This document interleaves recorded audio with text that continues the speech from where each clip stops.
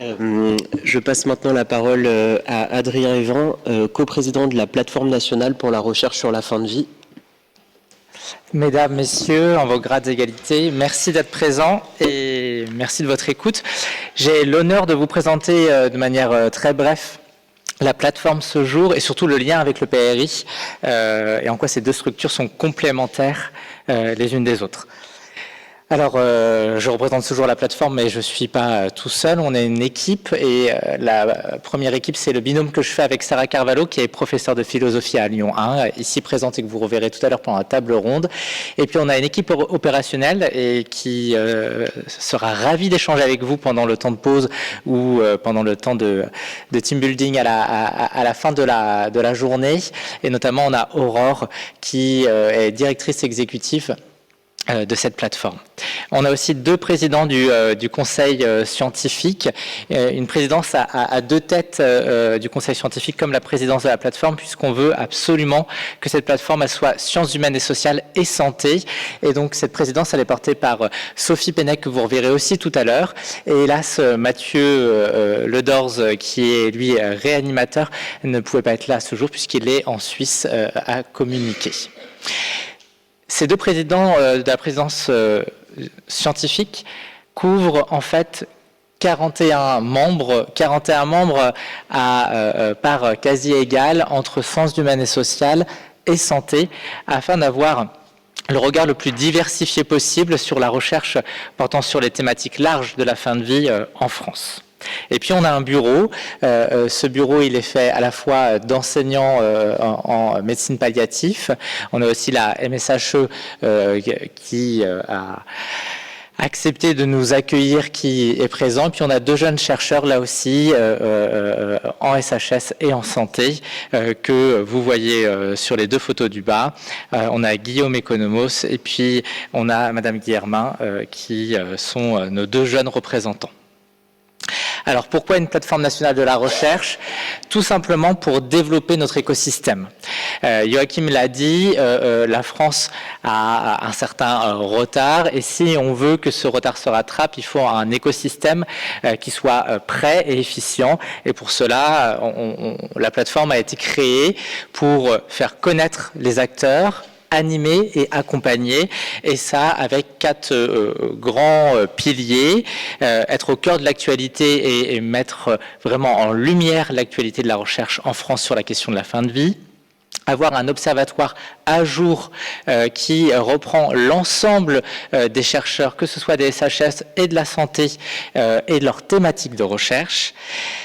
Organiser des rencontres, et là vous le reverrez dans la slide d'après, à la fois de jeunes chercheurs, mais aussi des rencontres confirmées annuelles pour créer de l'émulation et aussi des rencontres physiques entre ces acteurs de la recherche, et puis permettre de mettre en lumière des opportunités d'appel à projet, mais aussi de communication sur les projets. Et donc nos activités, on peut les résumer à trois grands types d'activités. Une activité d'observatoire de la recherche, et là je vous invite à aller sur notre site pour avoir l'ensemble des données sur le panorama de la recherche qui est mis à jour annuellement, qui nous permet de cartographier à la fois les chercheurs, les équipes, les appels à projets et aussi les thèses. Et nous sommes, grâce à Sophie Opet aussi, en capacité d'avoir l'ensemble des publications à jour de l'ensemble des chercheurs présents sur l'annuaire de la plateforme, ce qui permet, notamment à l'étranger, d'avoir un regard sur ce qui se fait tous les ans en France et que ce soit à jour. Et cet outil est très envié par nos collaborateurs étrangers, pour lequel nous allons commencer à le développer à l'international. On fait aussi un soutien à la recherche avec une veille des appels à projets, des appels d'offres, des appels à communication, des appels à articles, des colloques, et on soutient opérationnellement le PRI, mais je vous développerai ça dans les dernières diapositives.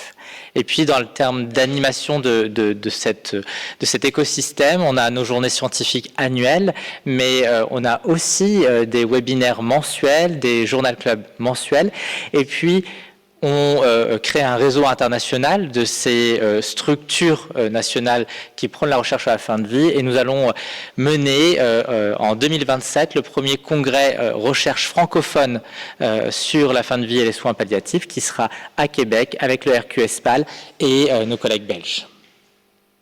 Et bien sûr, comme vous l'a dit notre président d'université, on espère grandement qu'avec nos collègues et associés des autres structures françaises, nous remporterons l'appel d'offres pour le congrès mondial qui aura lieu en 2028, on l'espère, en France. Alors, bien sûr, je vous invite à rejoindre la plateforme et à augmenter son activité. Et pour ça, il y a 3 manières de le faire qui ne sont pas exclusives l'une de l'autre, mais bien au contraire. Vous avez moyen de vous informer et donc de consulter l'actualité de notre agenda. Vous avez moyen d'explorer l'Observatoire de la recherche, et notamment quand vous cherchez des collaborateurs. Vous pouvez regarder sur notre chaîne YouTube l'ensemble des conférences réalisées, des séminaires, des journées scientifiques, mais aussi des journal clubs. Vous pouvez vous abonner à notre newsletter et vous abonner bien sûr à notre LinkedIn. On vous invite maintenant aussi à y participer, à être acteur de cette plateforme en vous inscrivant au sein de la plateforme dans notre annuaire, en mettant à jour vos projets de recherche, et ne pas hésiter, quand vous le souhaitez, à nous partager vos publications, mais aussi à nous partager vos recherches, par exemple, de collaboration. Et donc, nous vous invitons à contribuer au rayonnement de la recherche en France en étant acteur pleinement de cette plateforme. Alors, lien PRI, lien plateforme, c'est une histoire qui a commencé il y a longtemps, quasiment au début de la plateforme, puisque le conseil scientifique de la plateforme a, dès 2019, commencé à réfléchir à des axes prioritaires que devrait avoir la recherche en France sur la question de la fin de vie, d'emblée en interdisciplinarité entre les sciences humaines et sociales et la santé. Et donc de 2019 à 2021, à plusieurs reprises, le CS a mis à jour les axes prioritaires en faisant bien sûr aussi du lobbying auprès des financeurs pour qu'un programme puisse voir le jour. Et on a la chance dans la stratégie décennale qu'un programme ait vu le jour. Et là, le conseil scientifique a amendé ses axes prioritaires pour que ça puisse correspondre au format du PRI et à laisser la suite à la place au CS du PRI. Et c'est là que notre équipe opérationnelle a pris le relais, puisque l'équipe opérationnelle est venue vraiment permettre la mise en œuvre du PRI, notamment sur la communication, et à communiquer à la fois sur la naissance du PRI, sur les webinaires, sur l'appel à projet, sur le dépôt de l'appel à projet et bien sûr sur les résultats du PRI. Les contributions actuelles, elles sont majeures. La plateforme réalise le support de communication du PRI et notamment a sur le site de la plateforme une page dédiée pour le PRI. Et puis, la plateforme étant au sein de l'université Marie et Louis Pasteur, l'argent du PRI est hébergé au sein de cette université et énormément d'éléments sont travaillés par cette université, notamment pour amener l'argent au consortium, à faire l'ensemble des éléments juridiques. Et ça, je pense que Clément le redira, mais on ne peut que remercier cette université qui est d'une grande efficacité pour ces démarches administratives qui, vous le savez tous, nous prennent normalement beaucoup trop de temps, mais qui là, de manière assez extraordinaire, sont très efficaces. Et puis la plateforme aussi rejoindra, et Régis en parlera un peu, la question de la réflexion d'un pôle donné et à minima d'un registre, et les membres de la plateforme sont investis dans cette action. Et enfin, pour terminer, je pense que c'est important pour qu'on comprenne cet environnement et qu'on n'ait pas l'impression qu'on superpose des acteurs les uns aux autres, de bien vous rendre compte que ces deux institutions, elles sont totalement complémentaires. Le programme de recherche interdisciplinaire a été créé pour une durée de vie assez courte, 5 à 10 ans, et on espère plutôt 10 ans, mais pour l'instant, on a les financements pour 5 ans, et il vise à mettre sous les projecteurs quelques équipes, quelques projets, et de les monter en compétences, ou au moins plutôt de les monter à l'international pour que la France soit représentée à horizon 5 à 10 ans à l'international sur des projets interdisciplinaires de grande envergure. C'est donc quelque chose de court qui va vraiment avoir pour but de cibler certaines thématiques et certaines équipes, alors que la plateforme, elle, a une durée de vie, on l'espère, indéterminée, et qui est là pour vraiment animer l'écosystème. Animer l'écosystème, c'est le structurer, c'est faire du lobbying pour cet écosystème, mais c'est aussi le valoriser, et ça, quelles que soient les équipes et quelles que soient les thématiques, mais elle n'a pas pour but de financer la recherche elle-même, et c'est en ça que ces deux structures sont complémentaires et qu'elles interagissent dans leur quotidien de manière vraiment simple et constructive. Voilà, j'espère avoir respecté le timing pour qu'on soit dans les temps, et je laisse la parole du coup à la suite pour qu'on continue sur cette belle lancée.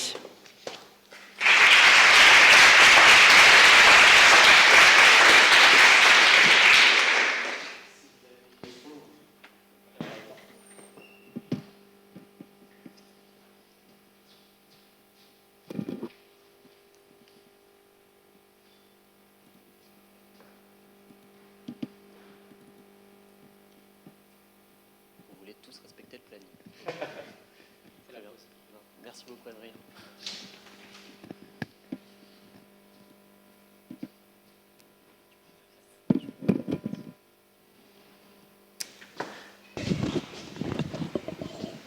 Eh bien, à mon tour de vous présenter et de revenir sur le programme, sur ce que nous avons fait donc depuis alors un an, tout pile, puisque je suis arrivé à l'agence de programme en mars 2025 pour un programme qui a été annoncé, comme Adrien le disait très justement, aux journées scientifiques de novembre 2024 de la plateforme.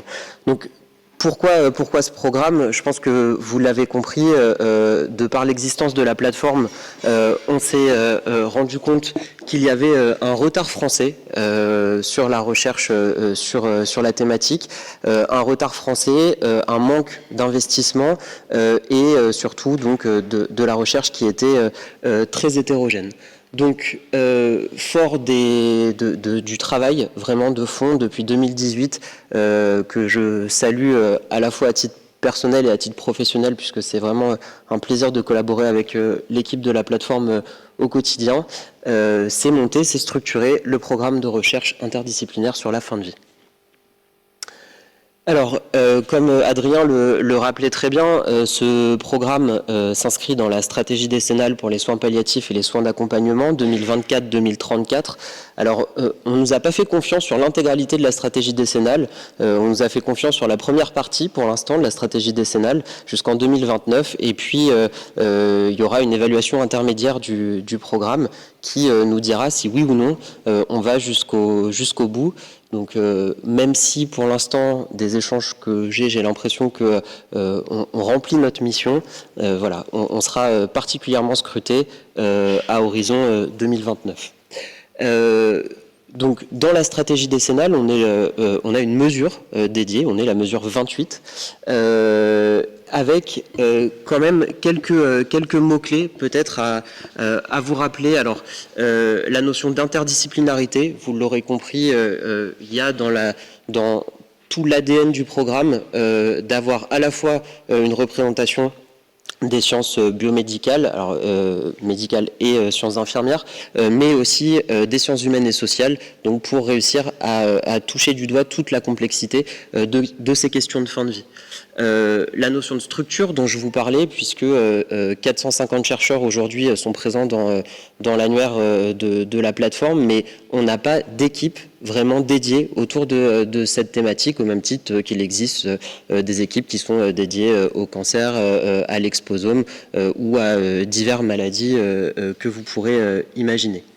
La notion d'envergure internationale, et c'est un peu pour ça qu'on avait structuré cet après-midi de cette manière-là, qu'on voulait faire une place au ministère de l'Europe et des Affaires étrangères et d'avoir un chercheur reconnu sur les questions de fin de vie à l'international. Donc vous avez compris que ce chercheur reconnu avait une place particulière au sein du programme puisqu'il est dans notre Scientific Advisory Board. Donc il a eu entre les mains avec ses collègues, dont on ne dévoilera pas le nom tout de suite, il a eu en main donc les différents projets sur lesquels je vais pouvoir revenir juste après.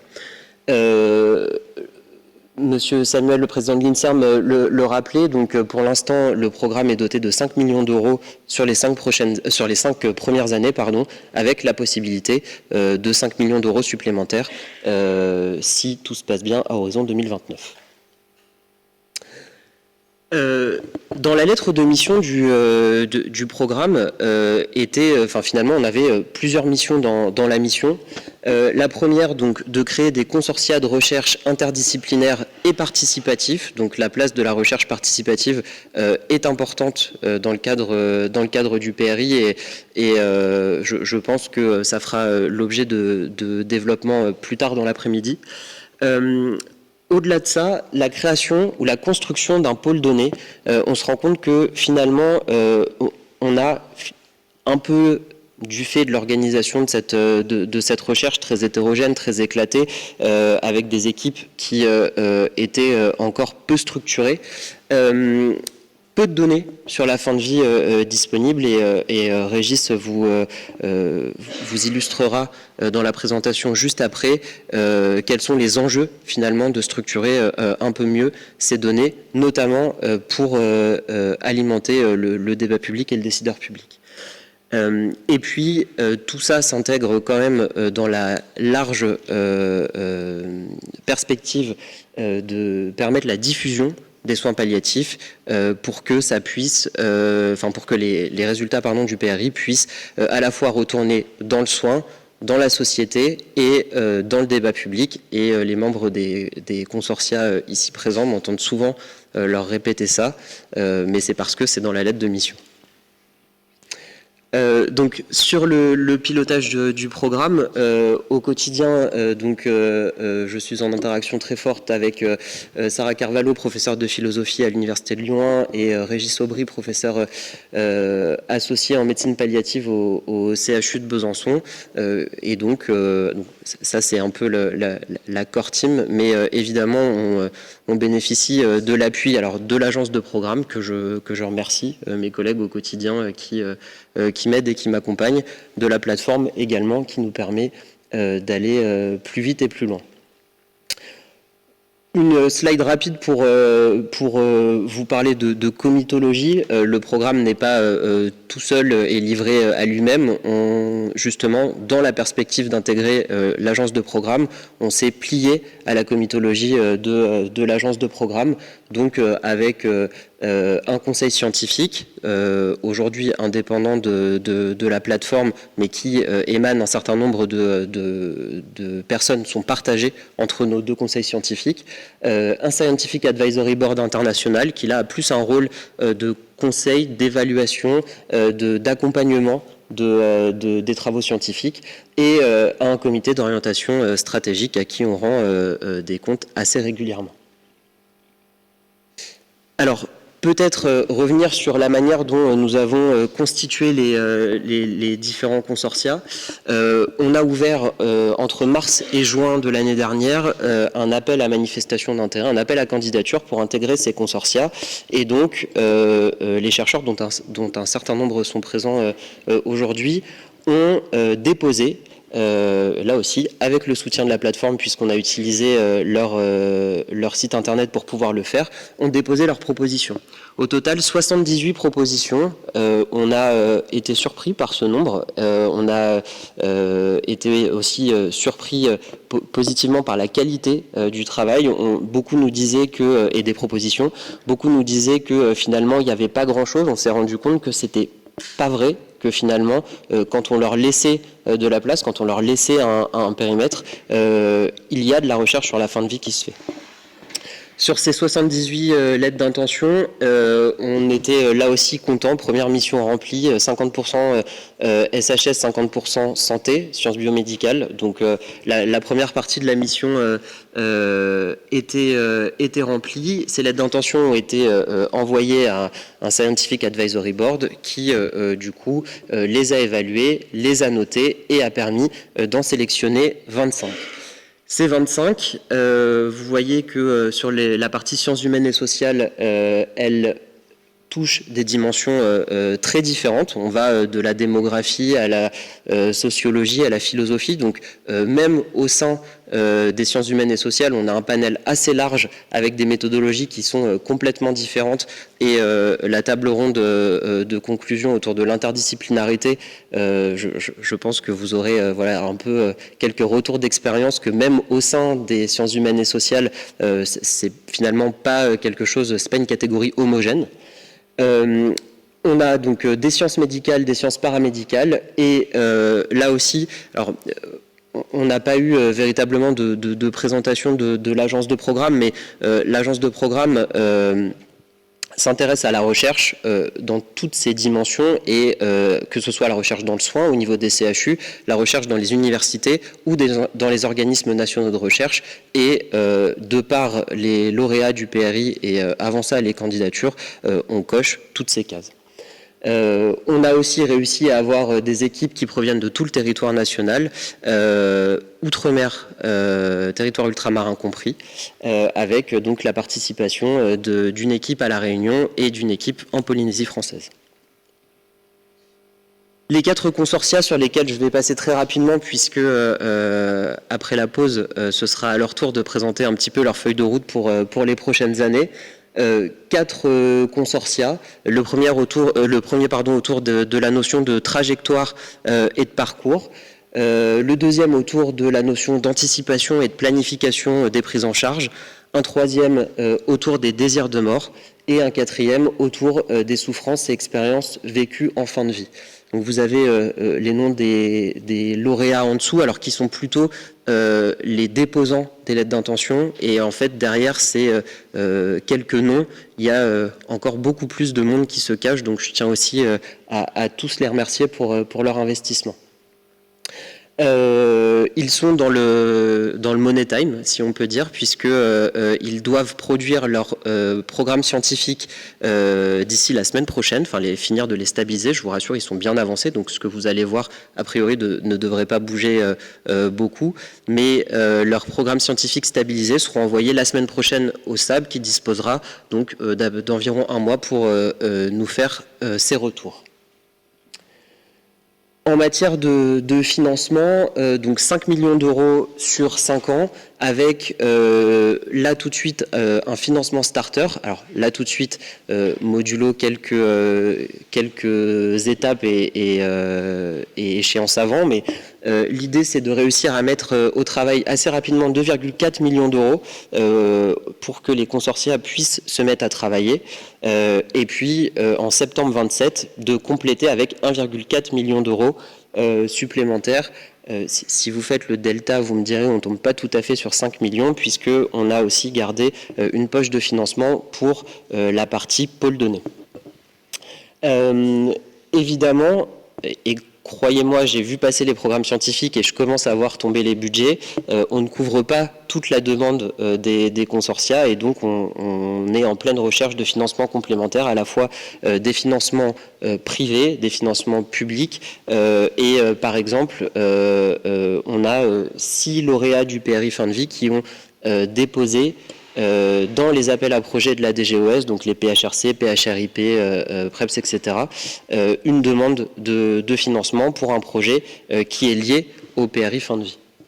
La contractualisation, comme ça a été rappelé, passe par l'université Marie et Louis Pasteur. Monsieur le Président, Madame la Directrice de la valorisation, je tiens vraiment à saluer le travail de vos équipes. Merci beaucoup. Vous avez des équipes qui sont très réactives, qui ont le souci du détail, qui vraiment nous accompagnent au quotidien, et les choses avancent bien. Donc, si on est capable de tenir les délais en matière de contractualisation, ce sera grâce à vos équipes. Donc, vraiment, merci beaucoup pour le soutien. Alors, un dernier mot sur notre feuille de route, puisque, donc vous l'avez compris, les consortia ont quasiment terminé l'écriture de leur programme scientifique. Donc on va avoir un démarrage effectif des travaux. Alors on espère une signature de toutes les conventions avant l'été pour un démarrage effectif des travaux à la rentrée. Pourquoi on tient particulièrement à cette date de rentrée? Pour les recrutements des doctorants, post-doctorants. Comme vous pouvez toutes et tous l'imaginer, on est un tout petit peu contraint par le calendrier universitaire, si on veut les meilleurs candidats. L'idée est également de faire des liens avec les autres grands programmes nationaux de recherche qui sont déjà existants ou qui sont à venir. Finalement, il y a pas mal de programmes de recherche dans lesquels les objets d'étude, les pathologies étudiées pourraient à plus ou moins court terme, finir dans notre programme. Donc je pense que c'est important de les sensibiliser à cette question dès le début. Évidemment, donc, notre roadmap de recherche de financement complémentaire. La structuration du pôle données, donc ça aussi c'est un vaste sujet. On a un premier axe autour de l'utilisation des données du SNDS, du Système national des données de santé, pour réussir à étudier les trajectoires et les parcours en fin de vie. Et puis donc le projet d'un registre des demandes d'aide à mourir que Régis vous détaillera juste après. En parallèle, l'objectif, et on est quasiment au sortir du comité de suivi de la stratégie décennale, il y a un vrai enjeu de réussir à rendre la recherche sur la fin de vie, la recherche sur cette thématique attractive vis-à-vis des plus jeunes, de leur faire comprendre qu'on peut bâtir une carrière de recherche sur cette thématique. Donc ça, c'est un enjeu qu'on travaillera notamment avec la plateforme et l'agence de programme. Merci Mao. Merci pour votre attention.